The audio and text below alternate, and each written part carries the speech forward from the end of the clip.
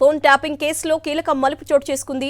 SIB మాజీ chief Prabhakar రావుపై lookout నోటీసులు జారీ చేశారు.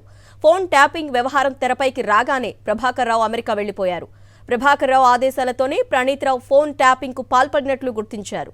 మరోవైపు ప్రణీత్ రావుకి సహకరించిన ఏఎస్పీలు భుజంగరావు, తిరుపతన్నలను ఇప్పటికే అదుపులోకి తీసుకున్న పోలీసులు తాజాగా గాంధీలో వైద్య పరీక్షలు నిర్వహించి జడ్జి ముందు హాజరుపరిచారు. వారికి 2 వారాల పాటు రిమాండ్ విధించింది. మరోవైపు ప్రణీత్ రావు కస్టడీ ముగియడంతో ఇవాళ కోర్టులో హాజరుపరిచారు. ఆయన కూడా 14 రోజుల రిమాండ్ విధించింది.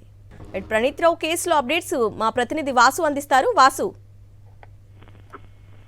అరుణ, ఏదైతే తెలంగాణలో సంచలనం చెప్తున్న ఫోన్ ట్యాపింగ్ కేసు సంబంధించి కూడా ప్రణీత్ రావు కస్టడీ ఈ రోజుతో ముగిసింది. ఈ నేపథ్యంలో అతను న్యాయమూర్తిని హాజరుపరిచారు. అతని విచారణలో కూడా కీలక అంశాలు వెల్లడించారు. దీంట్లో హర్షం గట్టి, తిరుపతన్న, భుజంగరావులు ఇద్దరు కూడా వాళ్ళతో కలిసి ఫోన్ ట్యాపింగ్ చేసినట్టుగా ఆయన అంగీకరించిన నేపథ్యంలో కూడా వాళ్ళిద్దరు నిన్న 8 గంటల పాటు విచారించి బంజారాహిల్స్ పోలీస్ స్టేషన్ లో వాళ్ళ అదుపులో తీసుకొని కొద్దిసేపటి క్రితమే గాంధీ ఆసుపత్రిలో వైద్య పరీక్షలు పూర్తి చేసి ప్రస్తుతం వాళ్ళు మేజిస్ట్రేట్ ఇంట్లో హాజరుపరిచారు. వాళ్ళ ముగ్గురికి కూడా రిమాండ్ విధిస్తూ కూడా ఆదేశాలు జారీ చేసిన నేపథ్యంలో సంచలన జైలుకు వాళ్ళని తరలించారు.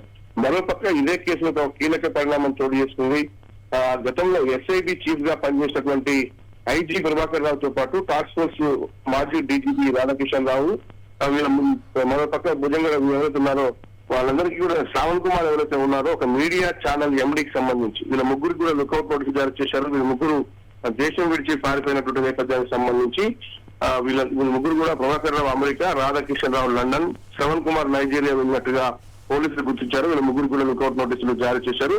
శ్రవణ్ రావు మీడియా ఆఫీస్ లో ఈ ట్యాపింగ్ అంతా చేసినట్టుగా పోలీసులు గుర్తించారు. కొన్ని కీలక ఆధారాలు సిడిఆర్ తో పాటు కొన్ని డాక్యుమెంట్లు కూడా శ్రీరామరావు నివాసంతో పాటు ప్రభాకర్ సోదాలు చేసి సేకరించారు.